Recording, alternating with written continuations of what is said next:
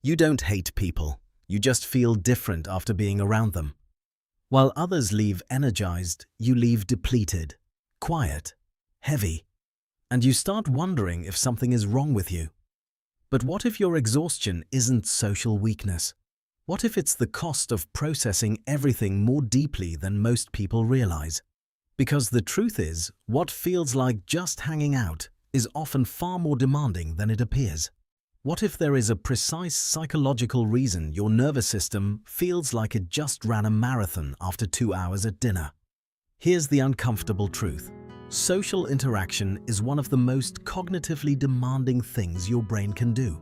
Every second you are reading facial expressions, adjusting your tone, predicting reactions, suppressing impulses, managing impressions.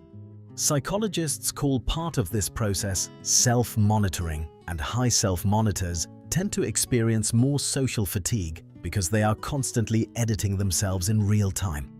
Add to that the concept of cognitive load, the amount of mental effort being used in working memory, and suddenly a casual hangout looks less casual. Your brain is juggling micro-calculations.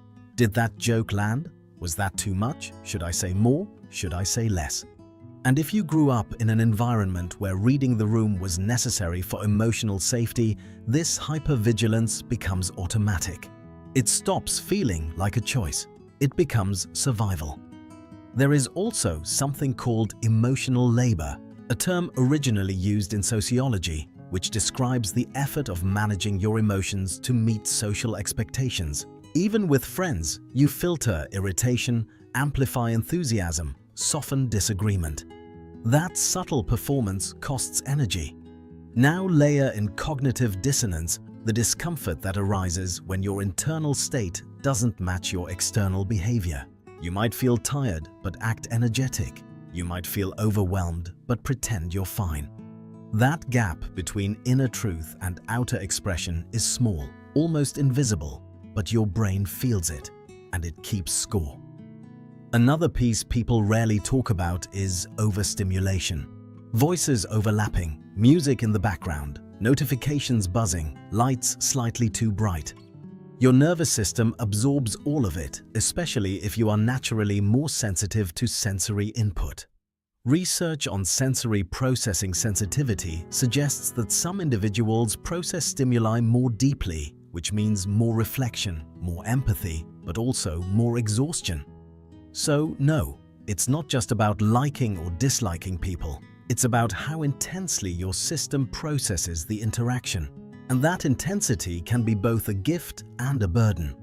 Before you decide something is wrong with you, consider this possibility. Maybe your exhaustion is evidence of depth, not deficiency. But here's where it gets interesting, because the story doesn't end with exhaustion. If socializing drains you, it might also mean you are processing more than the average person notices. You are catching micro-expressions. You are sensing tonal shifts. You are reading what isn't being said. That depth of processing is strongly linked to empathy and emotional intelligence, even if nobody claps for you at the end of the night. And yet, when you ignore your limits, your body eventually protests. You start canceling plans last minute. You feel irritation toward people you actually care about. You fantasize about disappearing for a week without explaining yourself. This isn't selfishness, it's nervous system overload. Chronic social exhaustion can push you into something that looks like withdrawal, but is actually self-protection. Your system is trying to regulate. Think about attachment theory for a moment. If you developed an anxious attachment style, social situations can feel like constant evaluation. Are they still interested? Did I say something wrong? Should I have stayed quieter? That mental replay after you get home is another hidden energy leak. On the other hand, if you lean avoidant, you might feel drained because intimacy itself activates subtle stress. Closeness requires vulnerability, and vulnerability requires energy. Either way, your wiring matters. Then there's the modern layer nobody prepared us for. Group chats, endless notifications, the expectation to be reachable. Socializing no longer ends when you leave the room. Your brain rarely gets a clean boundary, and without boundaries, recovery becomes almost impossible. But here comes the twist most people miss. The fact that you feel drained means your solitude is powerful. Alone time isn't emptiness for you, it's recalibration, it's integration. When you step away, your mind organizes the emotional data you collected. It connects patterns, it reflects, it creates. Many creative thinkers and deep problem solvers report needing isolation not because they hate people, but because their internal world is active. Your need for space might be the reason you notice what others overlook. It might be why you give thoughtful advice instead of quick reactions. It might be why your conversations, when you choose to engage, feel meaningful instead of performative. The goal isn't to force yourself to become endlessly social. And it's not to isolate completely either. It's to design interaction in a way that respects your energy. Shorter gatherings. One-on-one instead of groups. Clear exit strategies. Honest communication about your limits.